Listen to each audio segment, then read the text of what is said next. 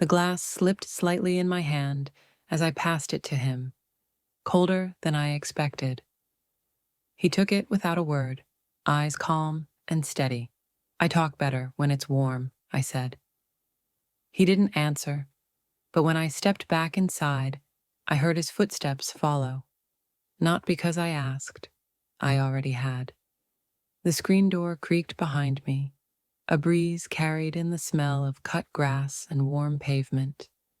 His boots were still dusty from fixing the side gate, shirt damp down the back. A trace of sweat caught the light on his forearm. "You'll want it cold," I added, brushing condensation from my wrist onto the hem of my sundress. He raised a brow. "Is that so?" I didn't reply. The porch sun had settled against my legs, and I let it stay there a bit longer before turning toward the door. Bare feet on wood, fingers trailing lightly against the frame, I pushed it open. "You can come in, if you'd like," I said over my shoulder. Casual. Behind me, the door groaned, then clicked shut. Inside, I set the pitcher down on the counter. The glass touched ceramic with a soft chime. I loosened the apron at my waist and folded it beside the sink. I hung it gently on the hook. The house was cooler, but my arms still held the porch's warmth. He stayed close, saying nothing. I reached for another glass, rising on tiptoe to catch it from the top shelf. My dress shifted slightly with the motion. I heard the soft creak of a floorboard behind me. "You always move like that?" he asked. My fingers paused. I turned just enough so he could catch the curve of my smile. "Only when someone's watching." He didn't laugh, just stepped forward, measured, uncertain. One hand lifted, hovered, then dropped again. I held out the second glass. Our fingers brushed. His grip was firm, not intentional, just enough. I didn't move. Neither did he. Then I stepped forward until we stood side by side, not touching. My hand rested on the counter lightly, grounding me. He still didn't speak. I watched the ice settle in his glass. "Come sit with me," I said, pulling my hand away. "Before it's just water." We walked together through the kitchen, our steps quiet but aligned. The glasses sweated in our hands, neither of us drinking. I lowered onto the edge of the sofa, smoothing the fabric under me. He followed, slower, more thoughtful, and sat close, but not close enough to brush. His knees shifted slightly toward mine. I didn't look down.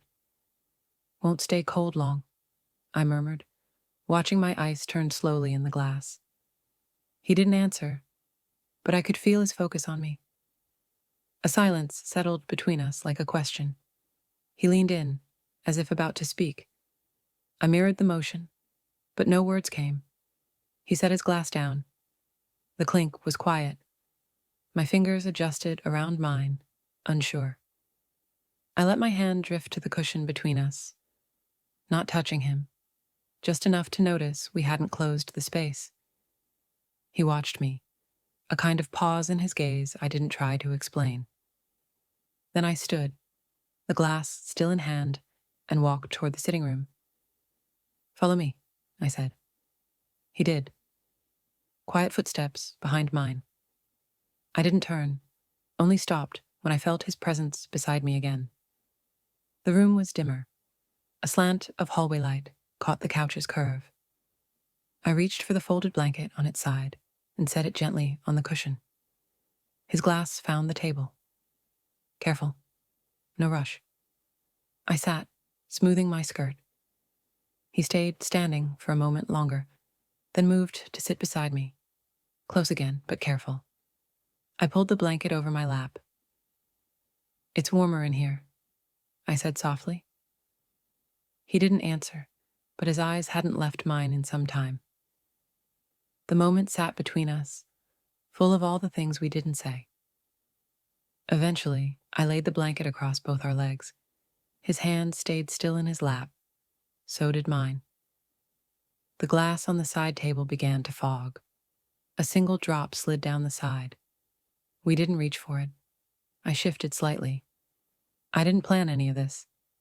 He stayed quiet, but I could feel the shape of his attention. I adjusted my weight again, barely moving. "I'm glad you came," I added. He gave a slow nod. Not agreement, not invitation, just presence. I leaned into the corner of the couch, the fabric meeting my shoulders. The quiet thickened. I let it. From the table, the ice cracked softly. A sharp snap, then silence again. I placed my hand on the blanket. Light, not reaching. We stayed there, breathing, letting the room hold everything we hadn't said. I glanced at him once, not looking for reaction, just looking, then turned and stood slowly. The blanket slid from my lap. I didn't speak, not at first. Then, just before I left the room, I looked back. "If you want to,"